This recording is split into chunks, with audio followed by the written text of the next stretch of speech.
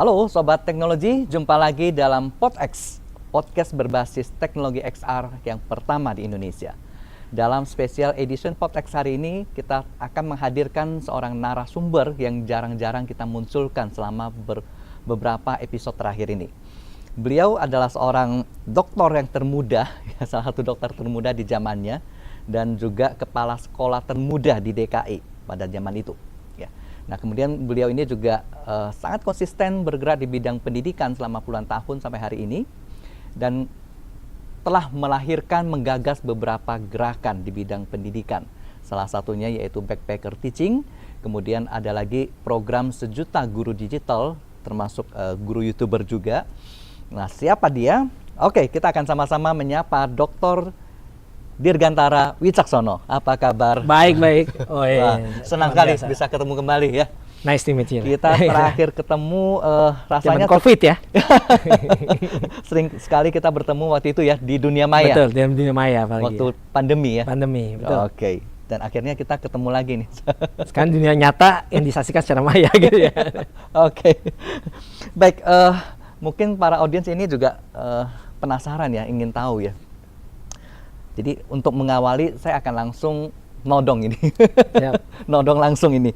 Boleh nggak ya sedikit cerita kisah perjalanan edukatif dari seorang dokter Dirgantara Wicaksono ya. Kenapa dalam usia yang begitu belia sudah bisa berhasil ya menamatkan S3. Tahun berapa waktu itu ya? Itu dulu 2015-16 sih kemarin. 2016. Jauh sebelum pandemi ya. Yes. Bagaimana perjalanannya itu? Apakah memang ada naik turunnya atau memang lempang terus gitu ya sampai ke S3-nya? Oke, makasih nih Bang Karim, teman-teman sahabat teknologi di PodX ya. Iya. Jadi kalau ngobrol tentang kehidupan ini memang naik turunnya tadi seperti Bang Karim sampaikan, Bro Karim ini luar biasa gitu ya. Apalagi ke pribadi ke saya pribadi gitu ya. Saya ini sebenarnya bukan jadi dokter waktu itu dokter muda, tapi bukan dari keluarga yang memang keluarga akademisi yang memiliki kapasitas atau anak yang cerdas gitu ya. Bahkan kita antitesa sebaliknya gitu. Jadi ini yang menarik ya. Jadi bukan dari keluarga yang betul-betul selalu mengutamakan akademik yang tinggi, terus mendorong, memberikan support, enggak ya? Enggak. Malah antitesis ya. Dan bahkan antitesanya saya ini anak yang ketika di zamannya gitu ya, untuk SD, SMP bahkan sampai SMA itu menjadi anak yang cenderung sangat dikatakan kalau istilahnya sekarang tuh banget bandelnya gitu ya. Bandelnya dan satu lagi stupidnya juga gitu ya. Karena saya menemukan konsep belajar itu baru pas kuliah, intinya gitu. Baru pas kuliah ya? S1. Baru senang untuk belajar. Baru senang itu belajar. Jadi sebelumnya itu contoh kasus misalnya waktu SD gitu ya. Saya tadi bicara tentang perjalanan hidup ya. Waktu SD, saya SD Cipete di daerah Jaksel. Jadi kebetulan anak Jaksel nih. Anak Jaksel yang selatan. SD, SMP, SMA di selatan. Di situ kita di sekolah negeri, terus kemudian satu kelas itu saya termasuk anak yang paling dianggapnya itu susah diatur, terus yang lain sebagainya gitu. Sangat menonjol. Sangat menonjol.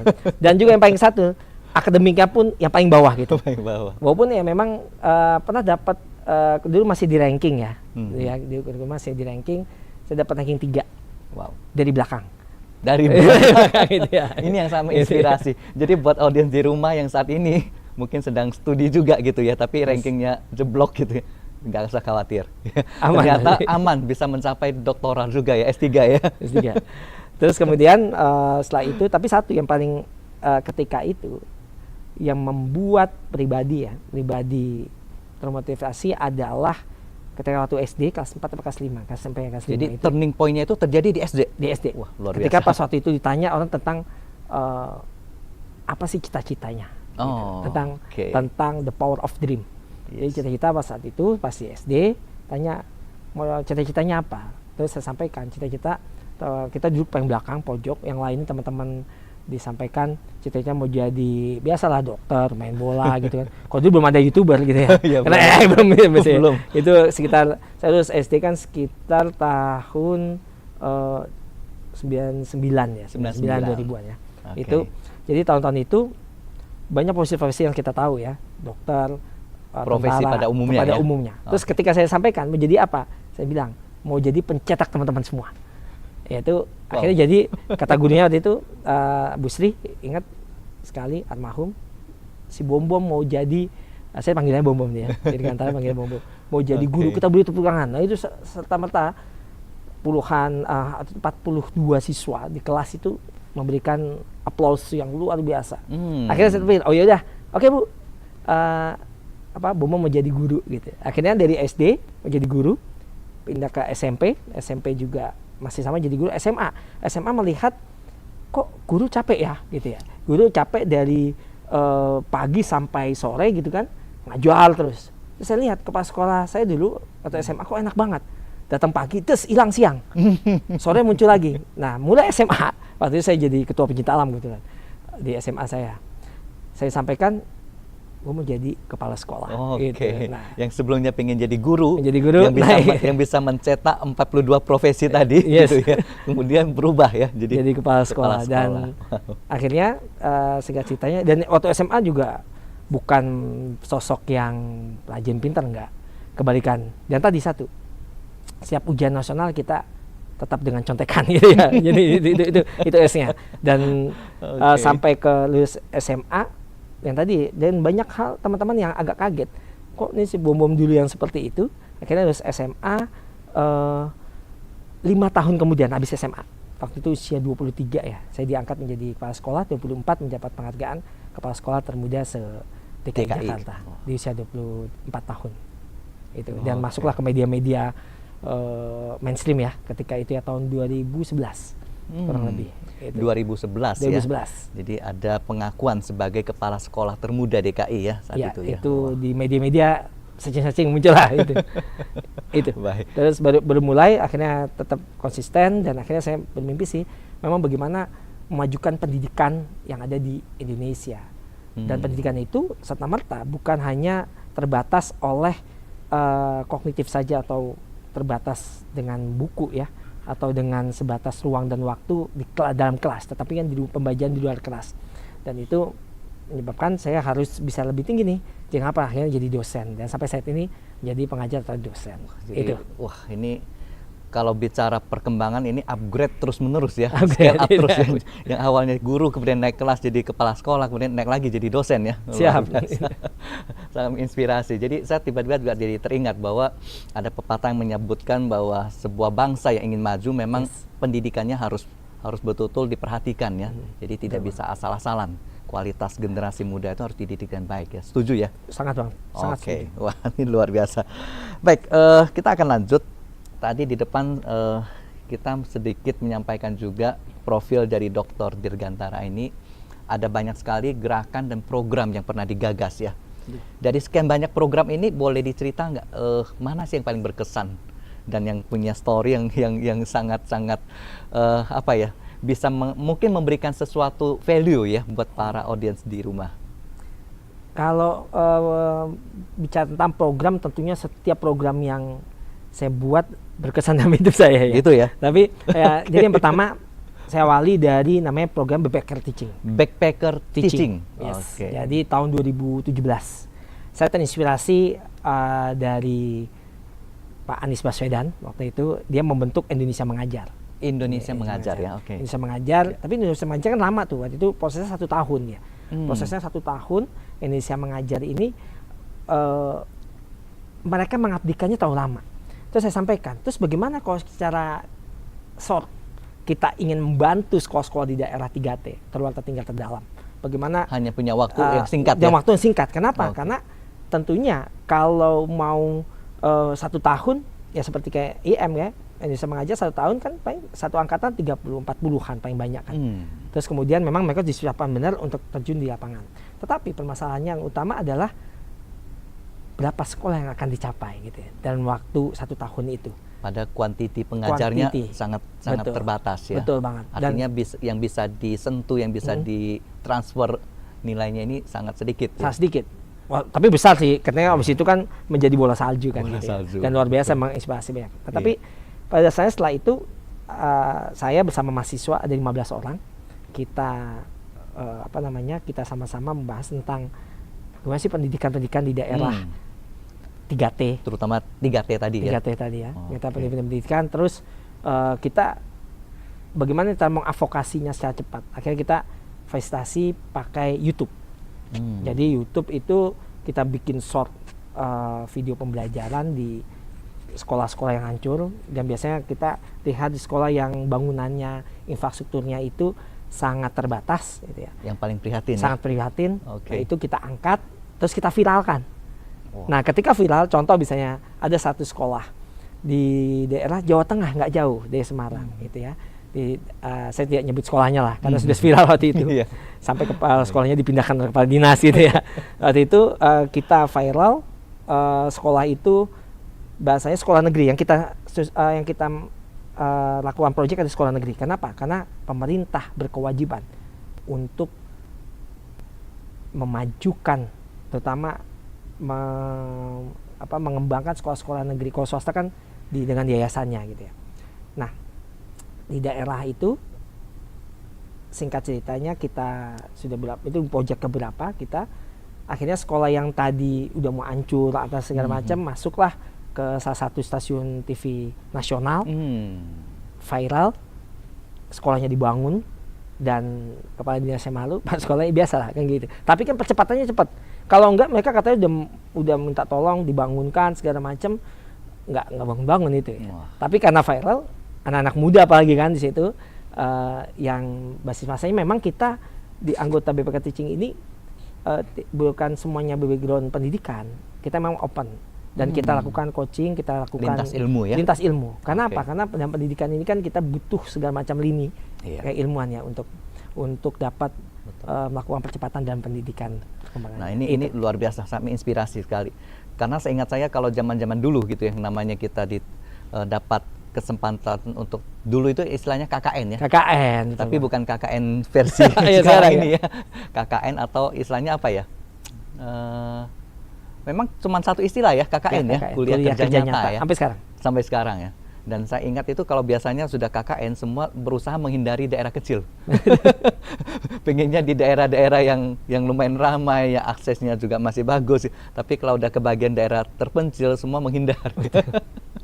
Tapi justru Pak Dokter kita ini dan teman-teman ya justru sengaja mencari daerah yang betul-betul terpencil 3T ya. 3T, betul. Yang paling prihatin gitu ya. Untuk bisa disentuh, dimajukan gitu ya. Main terakhir ada juga daerah perbatasan. Daerah perbatasan. Jadi ada di Kalimantan itu, dia sebenarnya itu Kucing ya. Kucing itu dengan Sarawak Malaysia ya. Kalau kita di Antikong gitu. Iya. Ya itulah.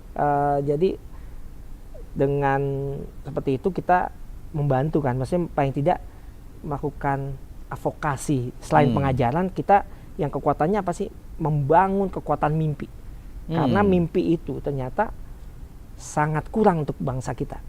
Jadi pendidikan kita ini kurangnya satu, kurang apa teman-teman? Kurang bermimpi, kurang berani untuk bermimpi. Yes, mimpi yang besar, mimpi yang melewati zamannya, itu mereka mimpinya yang tertakar-takar aja gitu ya. Tapi ini mimpinya yang di haluan yang benar ya. Di haluan yang benar tentunya. Yang terukur ya, bukan mimpi yang enggak gitu, yang enggak karuan ya. Karena kadang banyak orang suka mencampur adukan ya. Mimpinya itu enggak gitu ya. Oke. Tapi ini dalam ranah yang positif ya. Untuk sesuatu yang besar, sesuatu yang bermanfaat gitu ya. Oke. Nah, ini yang kelemahan bangsa kita di sini ya. Yes, karena dengan mimpi-mimpi itu akhirnya membuat mereka termotivasi, mereka afirmasikan, kemudian afirmasi itu akan masuk ke dalam otak bawah sadar mereka, dan ketika sering diucapkan, gerak raga, tindakan serta semesta akan mendukung proses itu akan menjadi nyata. Dan ini saya alami. Kenapa saya sampaikan tadi? Saya bukan dari bukan dari orang pemikiran benar, maksudnya bahkan kok bisa sih usia dokter itu saya memang 27 ya dokter ya. Terus S2 saya 2 kali, terus saya lulus ya S1 S2 sampai terakhir cum laude ya, terbaik. Padahal waktu sekolahnya SD, SMP, SMA-nya sangat biasa saja gitu. Dan bahkan kemarin saya baru 2 bulan lalu saya nguji siswa terpintar, tercerdas, uji S2 se-SMA saya. Jadi siswa yang paling pintar dia baru ujian tesis S2. Tesis S2. Pengujinya saya, siswa kebalikannya gitu. Wow. Tapi saya pun dari dulu sudah bermimpi memang ingin jadi capaian-capaian ini saya tuliskan dalam dalam program hidup ya. Apa yang capaian-capaian yang ingin diinginkan. Itu sih, Bang Karim. Ini salah satu poin yang sangat penting, jadi saya ingin menekankan kembali buat para audiens di rumah gitu ya. Jadi harus lebih berani bermimpi ya, dan jangan bermimpinya itu tanggung-tanggung ya. Yes. Saya hanya mau jadi profesi-profesi tertentu yang memang sudah terlalu common gitu ya, tapi Anda harus berani mempunyai sesuatu mimpi yang lebih besar ya, bermanfaat ya, seperti itu ya. Oke, baik. Menarik sekali. Nah, di histori yang lain kami baca mengenai Dr. Dirgantara ini, kita ada menemukan beberapa cuplikan berita ya. Salah satunya waktu itu mungkin sempat bersama teman-teman juga mendirikan yang namanya guru YouTuber ya. Nah, dari namanya ini cukup menggelitik nih, guru YouTuber. Wah, saya jadi ingin tahu ya, asal ceritanya ini gimana ini, guru YouTuber ini muncul, dan ada cerita apa ini di behind the skin-nya ini waktu itu sampai masuk cukup viral juga gitu ya beritanya ya. Ya. Apa yang terjadi? Baik, ini menarik ketika kita flashback sebenarnya 4 tahun lalu ya, 2020, COVID-19 melanda. Semua dunia pendidikan terhentak, tak dapat melakukan proses transformasi pedagogik. Awalnya tiba-tiba stuck ya? Stuck awalnya. Bingung ya? Bingung. Walaupun kami, kebetulan saya bidang S3-nya teknologi pendidikan. Teknologi pendidikan. Kami sudah terbiasa dengan hybrid learning, dengan blended learning. Kita juga dengan proses tidak hanya live synchronous learning, tapi asynchronous learning kita sudah terbiasa memakai learning management system, sistem management system, DMS, dynamic management system di dalam perkuliahan kami, ataupun saya dengan mahasiswa S2 sudah pakai Zoom itu jauh sebelum, lebih dahulu gitu kan, sebelum COVID. Tetapi dalam dunia umum kan akhirnya terhenti ini. Bagaimana nih proses transformasi pedagogik kepada peserta didik? Nah, di situ saya dengan beberapa teman-teman, ada beberapa teman-teman yang memang concern gitu ya, teman-teman teknologi sendiri, teman-teman influencer dan juga teman-teman pendidikan khususnya saya. Jadi saya bersama ada kawan-kawan ya, ada King Bagus namanya itu ya. Terus kemudian ada saja Dr. Oki Stena Dewi ya, terus ya, Ricis juga ikutan. Wah, ya dia Ricis. Jadi kalau kita teman-teman sekarang lihat di YouTube, ketik dulu guru YouTuber ya, akhirnya karena kita disomasi sama YouTube, akhirnya kita jadi namanya guru digital. Disomasi oleh YouTube. Yes, jadi kita pernah kita secara tanda kutip ya, karena waktu itu kan secara online semua ya, kita pernah disurati secara resmi YouTube karena kami ingin melisenskan kata-kata YouTube menjadi perusahaan kami ya. Jadi kita waktu itu yang kita hak ciptanya kita lagi urus, namanya guru YouTuber. Guru YouTuber. Yes. Mau dipatenkan. Dipatenkan. Dan sudah berhasil. Prosesnya berhasil. Posisinya sudah berhasil. Posisinya berhasil. Ketika posisinya tapi selang beberapa minggu, saya ingat sekali hampir 1 bulan, dapat surat. Dapat surat cinta. Surat cinta dari YouTube. Dari YouTube langsung. Dari YouTube langsung. Bahwa nama YouTube adalah nama satu perusahaan dia dengan historikalnya kita tahu semua lah. Ada di belakang itu kan Google dengan Alphabet ya. Alphabet company ya khususnya ya. Alphabet company dia dengan. Jadi kita disurati oleh lawyernya. Langsung kami, ada tim kami. Tadinya kita mau coba kalau mungkin kita punya power yang kuat, mau kita lawan juga gitu. Tetapi ternyata ya saya diskusi, udahlah kan, kita maksudnya cerita Daud melawan Goliat. Ya itu Daud. Akhirnya kita salah kan, kita YouTube itu sudah ada kan, dan kita memakai platformnya dia yang termasuk acara kita ini kan gitu. Cuman salahnya dia belum patenkan. Nah itu dia. Jadi setelah kita lebih lanjut gitu ya, lebih lanjut, kalau waktu itu prosesnya kita benar-benar kita pasti menang. Fight-nya. Tapi kan modalnya berapa ya kan? Gitu kan. Gitu ya. Karena apa? YouTube ternyata license YouTube sebagai itu bukan sebagai kalau sebagai merek oke ya. Tapi maksudnya dia sebagai YouTube sebagai company. Sebagai company. Yes. Karena kan company-nya Alphabet ya, tahu ya kan gitu ya. Tapi dia sebagai company no gitu ya. Oh. Nah, YouTuber itu masuk. Yes. Jadi ya itulah, tapi ya kita nggak mungkin lawan paus kan, ikan pari gitu kan lagi jalan, tapi ada paus besar kan nggak mungkin kita lawan. Dan zaman itu Bang Hotman belum buka hotline ya? Hotline mungkin kalau udah buka nih 911 bisa kita minta tolong, bisa menang gitu ya. Biar Bang Hotman yang tempur ya. Yang tempur gitu ya. Oke, itu sih. Jadi itu story-nya ya. Akhirnya terpaksa mengalah ya. Akhirnya kita ngalah dan kita merubah platform kita di YouTube ya menjadi guru digital. Guru digital. Yes. Jadi kita mengajari, ngapain sih kita gitu ya teman-teman? Kita mengajari teman-teman guru untuk membuat konten. Kemudian kontennya juga ada beberapa konten level yang dari manual sampai berbasis AI.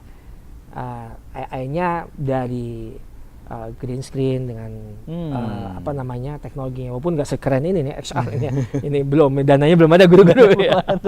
Tapi kepikirannya sudah ya. Okay. Sudah. Dan ini saya jadi teringat waktu itu saya tahu persis. Jadi program yang sedang bergulir ya waktu itu memang ada program untuk 1 juta guru digital ya. Yes, betul. Luar biasa. Jadi visioner banget dan memang sangat mengena ya, karena saat itu pandemi ya situasinya. Semua orang di rumah, nggak bisa kemana-mana. Jadi bagus banget ya program ini. Dan guru yang harus dimajukan ya. Betul. Jadi guru-guru melek digital. Karena apa? Sebelum pandemi kita akui, saya dari 2000 dari semenjak mahasiswa ya, 2009 2010 tuh saya jadi coach, udah jadi pembicara ya, bicara tentang kurikulum, asesmen dan lain sebagainya. Keliling-keliling, kelemahan guru-guru kita adalah digitalisasi. Nah, semenjak Covid ada percepatan luar biasa di guru-guru kita. Karena terpaksa. Yes. Kita kan kadang terpaksa dulu. Kalau nggak dipaksa nggak akan jadi ya. Nggak akan jadi ya. Dan akhirnya mereka melek digital dan mereka membuat konten, mereka proses mengajarnya biasanya secara manual gitu kan. Mereka digitalisasi, terus mereka buat di platform-platform gitu ya. Waktu itu LMS kan mulai luar biasa, semua orang pakai learning management system. Betul. Terus mereka AI juga guru banyak memaksimalkan kan gitu ya. Akhirnya program kami ini juga didukung oleh beberapa sponsor-sponsor besar untuk melakukan percepatan untuk guru-guru di seluruh Indonesia dari Sabang sampai Merauke. Gitu. Oke. Nah, mungkin satu pertanyaan ini. Kalau waktu pencanangan programnya itu adalah 1 juta guru digital gitu ya. Tapi memang kita tahu juga waktu mencanangkan mungkin masih berpikir bisa jadi pandemi bertahun-tahun gitu ya. Itu sih. Tapi finalnya yang berhasil di-achieve berapa kalau boleh tahu? Oke, jadi final terakhir itu kita sekitar 43 ribuan. Wah, itu angka yang besar banget ya. Cuma akhirnya berhenti karena memang pandemi tiba-tiba juga sudah selesai ya. Iya, akhirnya kita semua kembali dalam dunia nyata. Jadi dunia maya telah selesai hilang gitu. Jadi akhirnya kita menghilang itu sudah. Karena saat itu program memang di launching dan dilakukan melalui dunia maya ya. Dunia maya. Ya, online ya. Betul. Oke, baik. Wah, makin hangat ya pembicaraan ini. Siap. Seru sekali. Baik, saya mau lanjut lagi setelah bicara tentang guru digital, kita masuk ke segmen yang lain ya, tapi masih hubungannya dengan teknologi gitu ya. Nah, menurut seorang Dr. Dirgantara, apa sih peran teknologi ya dalam dunia pendidikan, terutama di Indonesia ya? Apakah itu memang bagian yang penting atau hanya ya mungkin ini bagian kecil gitu ya? Ada atau tidak ada juga nggak terlalu penting. Tapi saat pandemi kita merasakan itu penting ya. Nah, sekarang setelah pandemi lewat, kita kembali lagi bicara teknologi gitu ya. Bagaimana positioning teknologi ini di dalam dunia pendidikan? Ya, ini menarik sekali gitu ya. Kita bicara tentang keepistemologian teknologi dan pendidikan. Jadi ada dua terminologi sebenarnya. Biasanya kita bicara tentang teknologi dalam pendidikan dan teknologi pendidikan. Karena ini dua konsep yang berbeda dalam pengimplementasiannya. Teknologi dalam pendidikan dan teknologi pendidikan itu sendiri ya. Kalau teknologi dalam pendidikan yang masyarakat tahu, itulah teknologi dalam pendidikan. Part of kurikulum ya, silabus ya. Silabus, kurikulum, bagaimana penjawatan memudahkan sesuatu yang rumit gitu ya, menjadi mudah dengan bantuan tools atau alat. Nah, kalau teknologi pendidikan ini kita bicara tentang facilitating and to improving performance in analyze, design, development, implementation, evaluation, to all about manage class or manage school gitu ya. Jadi di sini ada sebuah terminologi di dalam teknologi pendidikan, bagaimana kita merancang ya metode, strategi kita rancang, ya, strategi ya, kita rancang untuk percepatan tercapainya goals yang kita tentukan. How to deliver ya, ilmu, ilmunya dengan skill ya, whatever, dengan kurikulumnya, dengan strategi cara-cara metodenya gitu ya.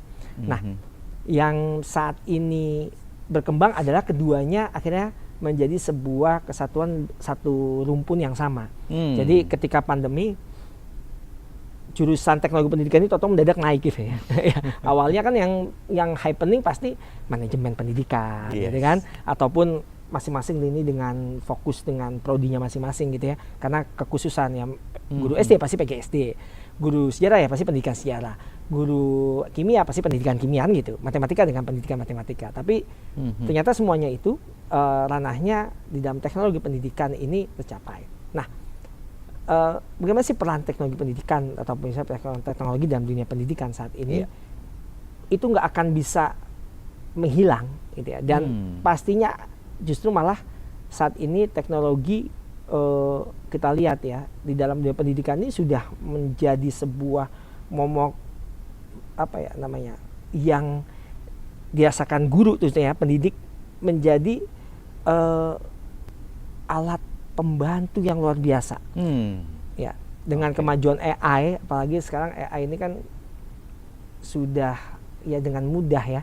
Betul. Bukan lagi barang yang sulit ataupun memikirkan dengan klik, one click semuanya cepat gitu ya. Dan itu akhirnya memudahkan ya banyak yang tidak setuju sih pendidik-pendidik tentang kemudahan AI dalam munculnya generatif AI ya. Generatif AI ya, maksudnya kita bicara generatif AI di dalam dunia pendidikan. Tapi justru saya termasuk orang yang sangat merasa ini harus dikenalkan sejak dini ke peserta didik kita. Gitu. Jadi termasuk para tenaga pendidik ya. Yes, termasuk sangat terbantu ya. Sangat luar biasa terbantu. Iya, salah satunya misalnya bikin kuis ya. Nah itu ya, contohnya pakai bikin kuis dengan aplikasinya ya, saya nggak nyebut lah, kan banyak banget ini ya. Nanti bilang promosi lagi. Dan bahkan sejak dini gitu ya. Jadi kemudian saya mendirikan TK Bang sama Ria Ricis. Jadi saat ini saya jadi ketua yayasan namanya TK Maha Anak Indonesia. Kalau TK-nya TK Maha Preschool ya. Jadi kita ada di daerah Bintaro. Sama Ricis kita buat sama Ricis sama Opisnya Dewi kita buat TK. Nah, TK yang kita ini kita kenalkan tuh bagaimana membuat konten kreator sejak dini ya, menjadi seorang konten kreator dengan bantuan AI. Anak TK loh ya, TK 4, 5, 6 tahun ya. Kita kenalkan. Bukan berarti mereka harus bisa, tapi mereka mengenal. Karena kan anak-anak sekarang kan digital native nih. Mereka udah paham tuh. Ya, kenapa? Udah ada Instagramnya, udah punya gitu ya, udah ada TikToknya gitu ya. Generasi apa ini yang namanya yang baru ini ya? Jadi inilah ya yang tadi kita harus bukan kita anti atau bahkan kita alergi gitu ya, tapi kita beradaptasi teknologi yang ada. Itu. Wah, itu kata kuncinya ya, beradaptasi ya. Yes. Karena kalau tidak, Anda akan jadi dinosaurus. Oke, baik, kita lanjut. Setelah bahas teknologi, nah saya ingin masuk kembali ke dunia pendidikan, gitu ya. Kita bicara tentang bagaimana kreativitas siswa, ya inovasi, seterusnya. Karena ujungnya ketika kita bicara teknologi, kalau terminologi saya ya, ada dua ya. Mungkin Pak Dokter nanti bisa memberikan koreksi kalau salah gitu ya. Kita bicara tentang pendidikan itu selalu ada dua ranah ya. Ada yang kita sebut dengan basic science, ada yang namanya applied science gitu ya. Nah, sementara sekarang memang kalau kita bicara banyak teknologi seperti AI ya tadi, generatif AI yang berkembang luar biasa belakang ini adalah yang masuk ranah applied AI ya, applied science-nya. Sementara yang basic ini justru ini yang kita mulai agak prihatin. Bahwa akhirnya saya agak khawatir juga ini. Saya berapa kali di media juga berbicara, saya agak khawatir, takut masyarakat kita, bangsa kita ini hanya di bangsa pemakai. Kita dihujani dengan produk-produk dari luar negeri gitu, dan akhirnya jadi konsumen aja gitu ya, jadi target market. Sementara kalau bicara basic science, justru di masyarakat, di generasi kita yang muda-muda sekarang ini makin berkurang minatnya. Karena itu terlalu technical, susah gitu ya. Nah, kalau dari kacamata Dr. Digantara, gimana caranya sih untuk merangsang kembali gitu ya kreativitas mereka, inovasi mereka gitu ya, agar mereka menyenangi yang namanya basic science ini gitu ya, basic AI-nya, dan kemudian bisa membuat sebuah penemuan yang baru, membuat hasil-hasil karya yang apa ya, justru mereka harus bisa ekspor keluar gitu ya, bukan pakai yang punya orang luar gitu ya. What do you think gitu? Yes. Ini menarik banget. Ada satu tulisan saya tentang AI dan artificial intelligence dan human intelligence. Human intelligence dan artificial intelligence itu sendiri ya. Oke. Intelligence itu sendiri dan versus human intelligence. Human intelligence. Oke. Jadi memang yang perlu bagaimana kreativitas itu ditumbuhkan adalah habit dari lingkungannya. Habits dari lingkungan itu penting ya. Oke. Itu sangat penting. Jadi lingkungan itu akan mengubah, akan mengarah kepada change behavior.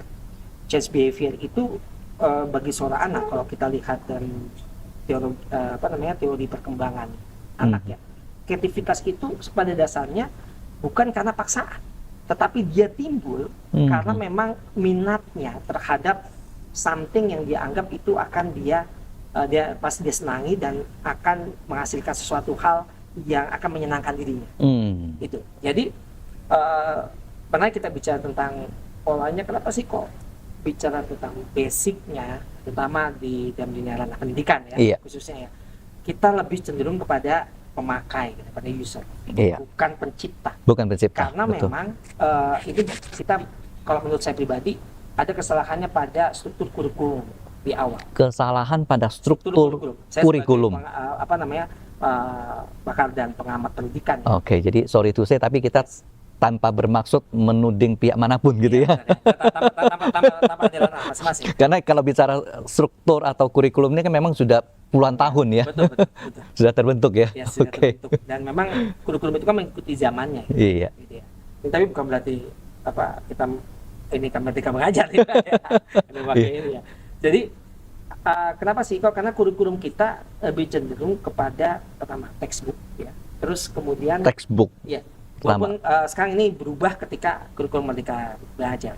Ketika itu walaupun ini pro and kontra ya, pasti ya, itu luar biasa. Tapi kenapa kok saya sampaikan seperti itu? Jadi ada dulu perubahan, ini kan bicara karena kenapa sih kok kita memakai, karena memang kita dulu dengan kurikulum, kalau kita lihat ya, ada sejak kurikulum yang baik menurut saya, kurikulum kita kembali ke kurikulum 75 ya, 75 atau 74 justru itu lebih baik. Wah. Pengembang sistem instruksional. Oke. Itu membuat daya kreativitas itu tinggi. Nah, ketika after 74, 75 kita ke 84, kurikulum 84 kita kenalnya 84 ke 94. Itulah namanya kurikulum berkembang CBSA. CBSA. Kurikulum cara belajar siswa aktif. Kalau saya nyebutnya catat buku sampai habis. Karena waktu Bang Arik, waktu saya SD gitu kan, terus itu kan CBSA, akhirnya coba jadi KBK. Suruh nyatet aja kerjaan gitu ya. Nyatet aja. Nah, ini dibahas apa? Kalau dalam kognitif, domainnya taksonomi Bloom, sorry kita pakai teoritik dikit ya. Taksonomi Bloom itu ranahnya C1, C2. Nah, jadi taksonomi Bloom itu ada 6 gitu ya. C1 sampai C6. Kreativitas itu ada di terakhir. C6. Itu taksonomi Bloom yang direvisi oleh Catwall and Anderson. Kreatif. Itu create ada di C6. Nah, di kita ketika itu mungkin masuk zaman saya SD, SMP atau SMA gitu ya. CBSA, KBK sampai ke KTSP gitu, kurikulum tingkat satuan pendidikan atau kalau ngomongnya KTSP gitu. Itu kita makanya hanya C1, C2, jadi hanya mengingat ya hafalan aja, iya. Jadi hanya ingatan ya, akhirnya kalau kata Gesya kan lumpuhkanlah ingatanku, akhirnya lupa semua. Akhirnya lupa semua. Apa yang ada gitu ya. Sama C2, jadi memahami, mengingat aja, tapi tidak dibuat untuk meng-create atau menghasilkan suatu produk dan ciptaan. Jadi kita emang user. Nah, itu saja, itu akhirnya walaupun banyak tokoh-tokoh juga pasti pro kontra ada gitu ya, dan saya siap juga untuk diskusi berlanjut gitu ya. Tapi di situ akhirnya di kurikulum tingkat satuan pendidikan baru mulai berkembang, terus kemudian masuk ke kurikulum 2013 ya, 2013 sampai terakhir 2013 revisi tahun 2016 sampai 2019 masuklah ke kurikulum Merdeka Mengajar sampai saat ini, kurikulum nasional yang kemarin kita tetapkan di bulan Maret kemarin ya, kurikulum nasional saat ini. Nah, lagi siap-siap juga ganti lagi ke depan. Ganti gugus. Ya, karena ganti menteri ya, sama ganti kabinet ya. Iklan. Tapi intinya balik lagi kepada kreativitas tadi. Kenapa saya bilang lingkungan itu sangat mendukung? Karena ketika dia diminta sejak dini untuk berkreativitas dan itu berkembang, maka hasilnya akan membuat sesuatu. Contoh sederhana. Ketika anaknya Bang Karim misalnya anak TK, gambarlah pemandangan. Itu real sekali. Apa yang digambar? Dua gunung segitiga gitu kan, segitiga atau setengah lingkaran dua, ada mataharinya gitu ya. Ada sungainya kotak-kotak kayak sawah. Jangan lupa huruf M. Burung. Dan ketika itu sudah terpola ya, dan ini kan kreativitas. Seharusnya ketika itu saya ingat sekali waktu saya TK saya disalahkan ketika suruh pas liburan Anda tulislah, gambarlah pemandangan. Rata anak-anak kan gambar itu. Waktu itu saya gambar apa? Pakai lagi. Saya gambar kertas itu saya pakai krayon hitam semua. Terus ada butir-butir ketik bintik-bintik kuning.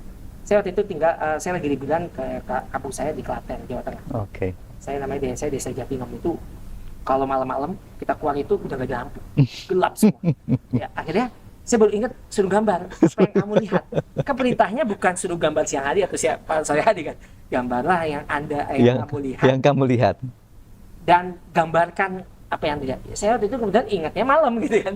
Pas keluar malam, ya udah saya gambar titik-titik. Itu saya sampai dapat nilai berapa? Oh enggak ada nilai. Enggak dinilai ya? Apa ini? Disalahkan. Padahal kalau sekarang nih kurikulum Merdeka itu menjadi ranah C6. Karena dia mengkreasikan apa yang tidak pada umumnya, apa yang dia lihat dan dipahami, ya memang kan gelap. Terus ada titik-titik penerangan yang kuning-kuning tadi kan. Instruksinya benar, kemudian yang mendengarkan instruksinya juga benar dengan pemahaman yang benar gitu ya, situasi kondisi saat itu ya. Wah, ini saya ingat lagi, jadi kalau bicara yang cerita mirip-mirip ini terjadi pada anak saya juga waktu masih TK juga ya.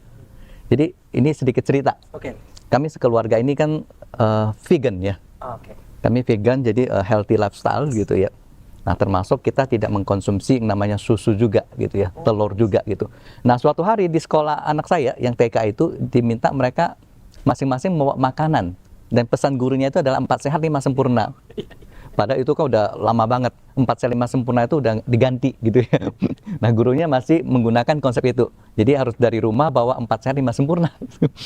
Jadi saya dengar begini kan agak tergelitik juga gitu.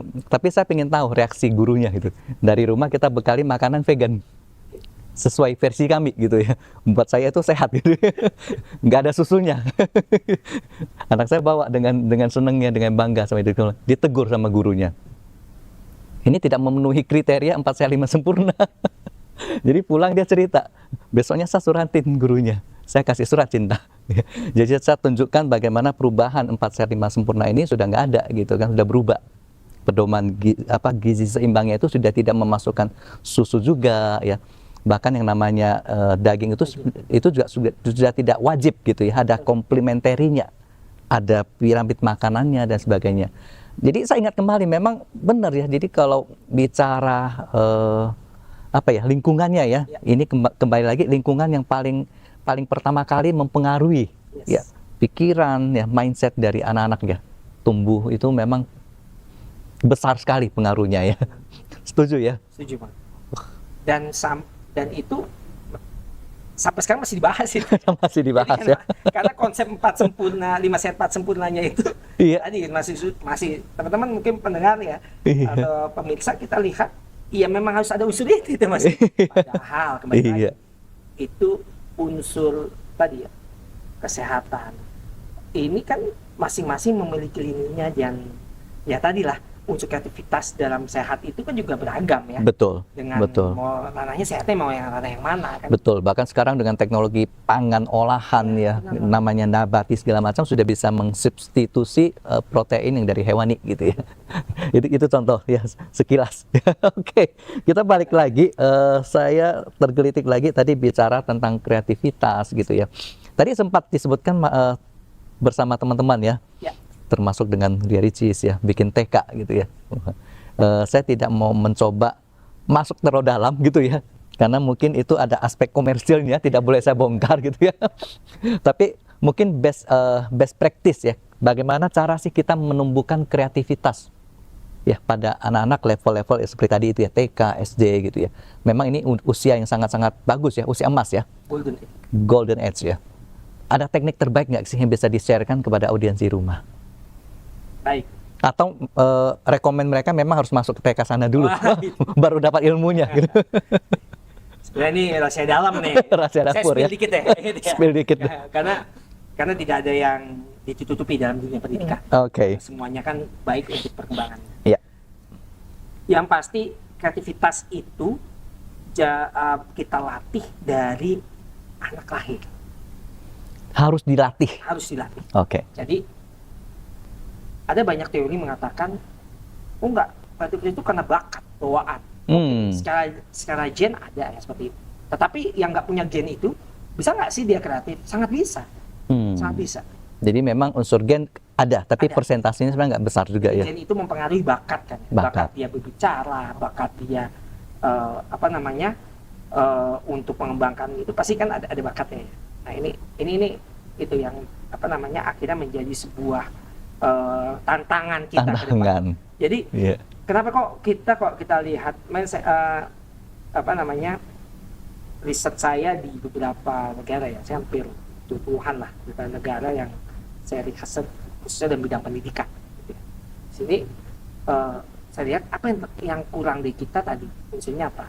Kreativitas. Kenapa sih? Karena kita tidak terbiasakan. Kita biasanya itu adalah dengan struktur yang bukan otoriter ya, yang memang ya sudah kebiasaannya gitu ya kayak gitu.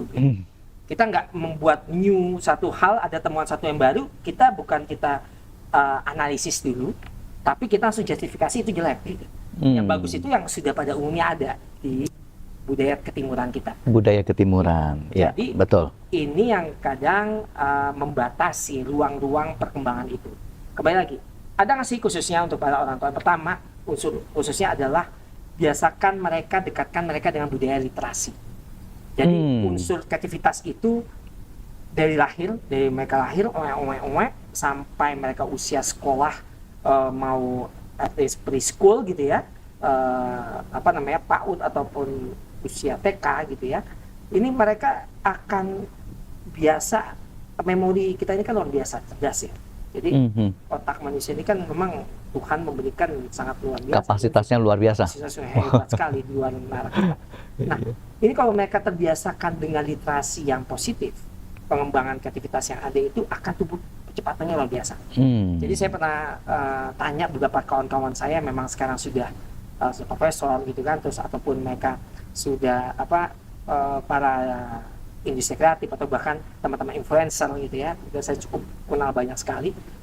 Pasti masa kecilnya itu memiliki story yang luar biasa terhadap literasi. Ya. Jadi literasinya itu apa? Kalau tadi tanya tipsnya, pertama bacakan buku. Bacakan buku. Okay. Buku ke anak-anak kita walaupun dia belum bisa bicara. Dan itu lakukan baiknya kapan? Setiap malam. Setiap malam. Jadi malam dibicarakan buku. Pokoknya sekarang namanya literasi numerasi. Oke. Dan numerasi. Itu buku ya, nggak mesti harus dongeng ya sebelum tidur gitu. Nah, bukan. Buku itu apapun yang kita inginkan anak itu akan menjadi apa. Wow.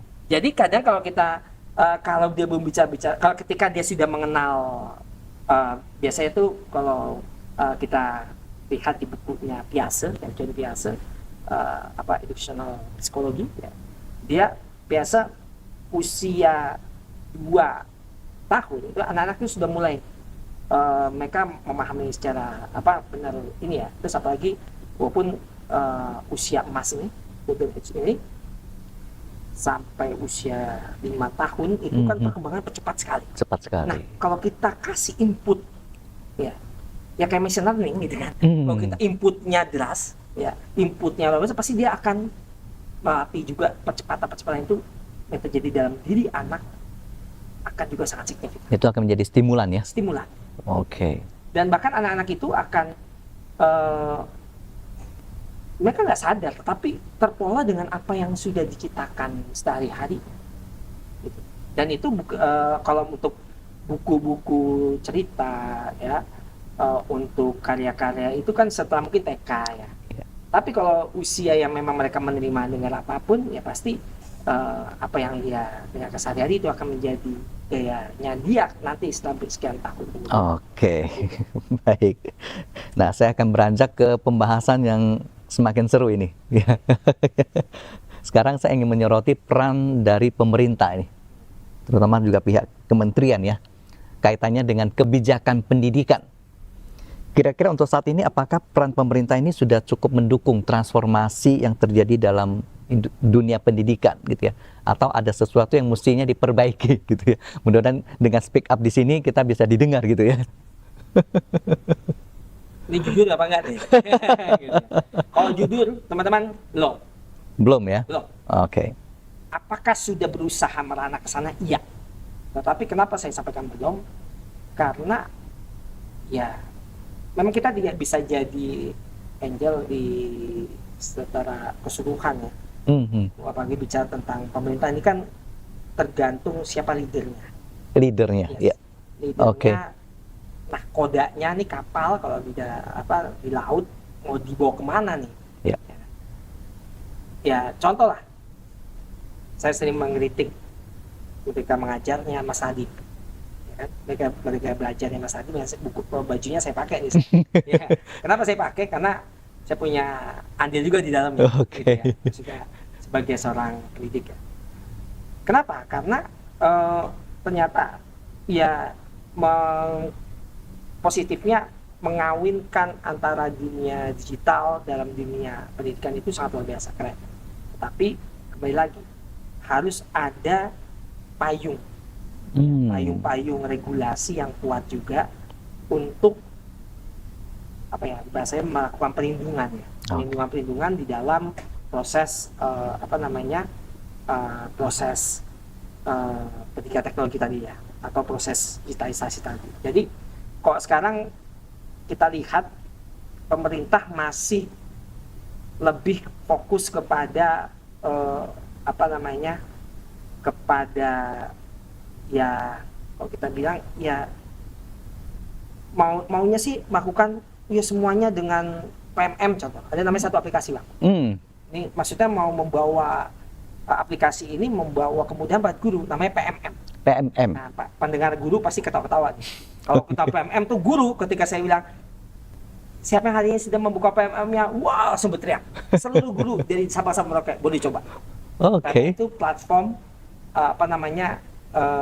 mereka mengajar ya. Dan di situ saya akui keren banget. Semuanya ada. Mau cara mengajar, metode pembelajaran seperti apa, strategi dan problem based learning, strategi project based learning, semua dibahas itu semua, detail sekali. Dan bahkan ketika ada capaian-capaian tertentu, ada sertifikat aksi nyata gitu yang diberikan apresiasi oleh pemerintah dan itu orang. Tetapi untuk menuju itu sulit banget, dan administrasi di dalam PMM itu yang memberatkan guru-guru. Administrasi. Jadi kalau dulu katanya ini bebas administrasi, ternyata balik lagi ke sana. Justru itu yang menjadi momok. Nah, itu menjadi momok. Dan nanti saya pastikan saya akan memberikan masukan pada pemerintahan baru sekarang. Itu harus diubah. Harus diubah ya. Oke. Harus disimplify ya. Ya betul Bang. Jadi kalau secara gerakannya ya ini sudah baik ya. Tetapi akhirnya implementasinya di guru-guru apalagi teman-teman 3T gitu ya, teman-teman guru-guru di daerah, nggak usah daerah Jakarta lah.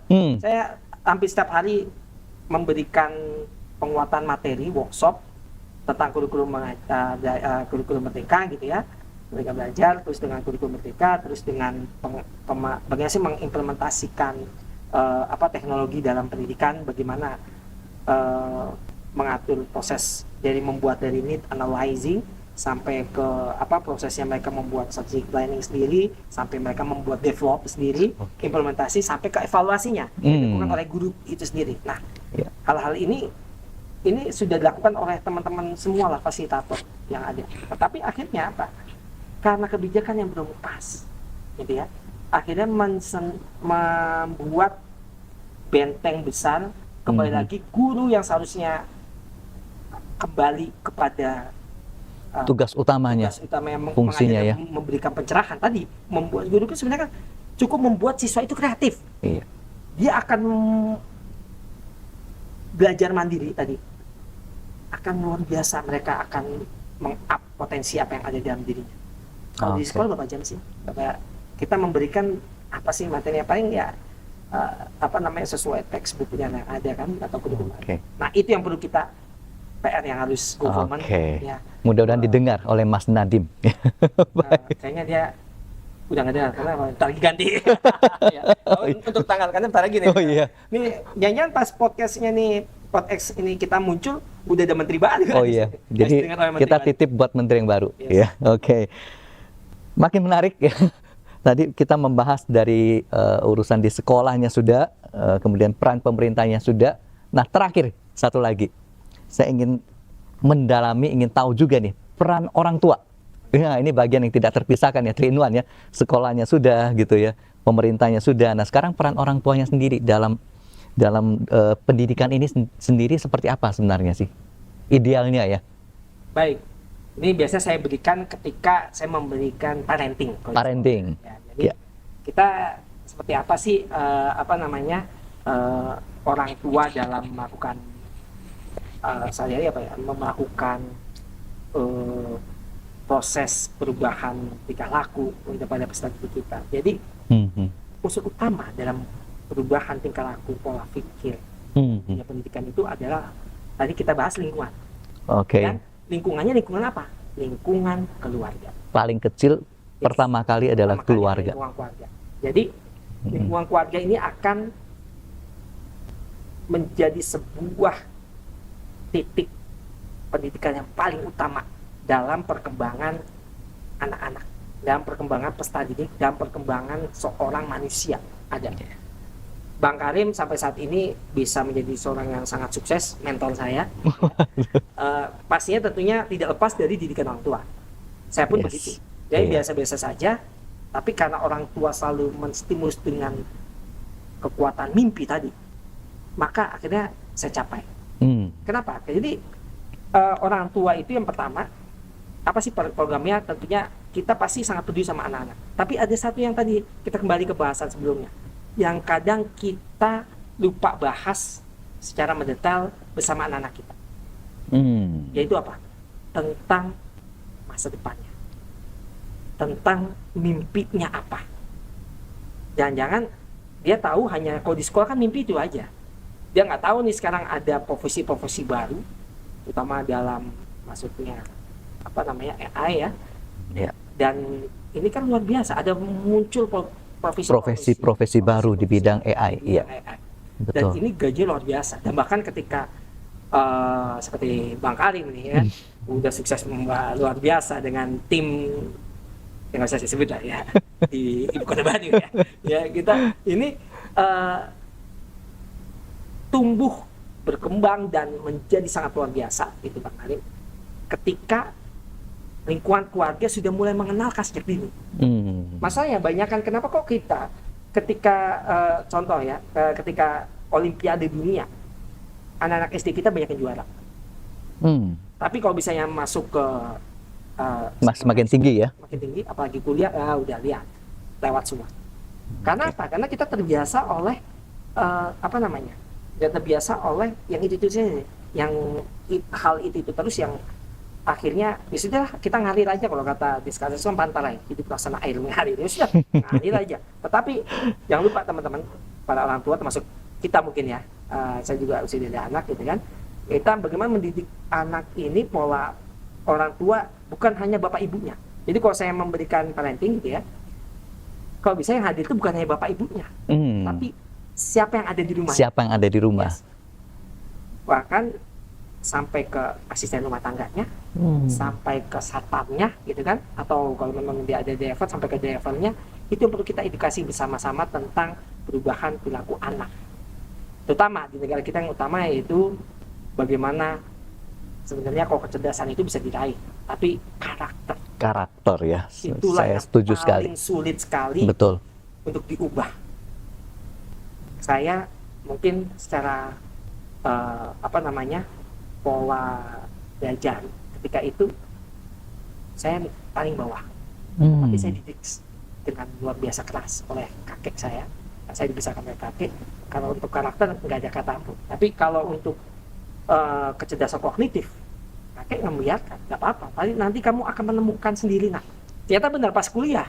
Oh ternyata belajar kayak gini.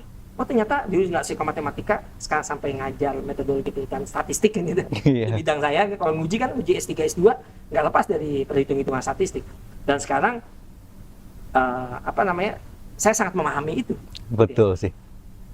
Dan saya sangat setuju sih, karena saya jadi tiba-tiba teringat lagi ada yang pernah menyampaikan ya. Saya lupa siapa tokohnya, tapi quote-nya ini begini, bahwa yang menyangkut karakter ini sampai hari ini tidak ada lembaga manapun yang bisa memberikan kursus singkat gitu ya, skillnya ya, tidak ada yang mampu mengubah gitu ya.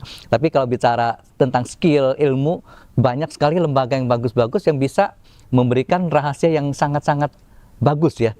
Dalam 2 minggu belajar kita bisa menguasai sebuah skill ya. Jadi untuk Anda di rumah yang kesulitan kaitannya dengan intelektual ya, tentang skill dan sebagainya, memang tidak perlu terkhawatir, tapi kita lebih khawatir masalah karakter ya. Ini sangat penting sekali. Support. Dan kemajuan teknologi nggak akan bisa mengubah karakter orang. Iya betul, sekali lagi setuju sekali. Dan ya sebenarnya bangsa kita ini kalau ingin maju memang salah satu harus didukung dengan tadi itu ya, bahwa harus memiliki satu kultur, budaya, karakter yang bagus ya, karena kita melihat beberapa negara yang maju memang didukung seperti itu ya. Dan kadang kita sangat punya apresiasi yang tinggi ya melihat ada sebuah karakter yang begitu kuat dari sebuah bangsa ya. Benar ya. Tapi kalau ini mau dilakukan bersama-sama sebenarnya bisa. Sangat bisa. Saya mengamati waktu pandemi. Waktu awal yang namanya pakai masker ini susah ya. Tapi begitu mulai semua bergerak, akhirnya seluruh bangsa ini bisa manut ya. Jadi sesimpel itu ya. Sebenarnya kalau semua mau bergerak bersama-sama, sebenarnya bisa sih mengubah ya karakter, habits ya. Habit itu akan terbangun ya. Dan ini yang kami lakukan di dalam gerakan-gerakan kami. Okay. Gerakan digital ataupun di gerakan gerakan teaching. Terus kami juga ada di guru digital, atau bahkan sekarang kami juga di beberapa perusahaan atau company kita selalu mengusahakan itu. Karakter yang paling utama, dan tadi kalau lingkungan sudah karakternya baik, yakin pasti dia akan sukses gitu. Oke, baik. Kita sampai di penghujung acara gitu ya. Tapi saya ingin mendengar satu closing statement dan mungkin ada pesan yang ingin disampaikan kepada para sobat teknologi kita di rumah.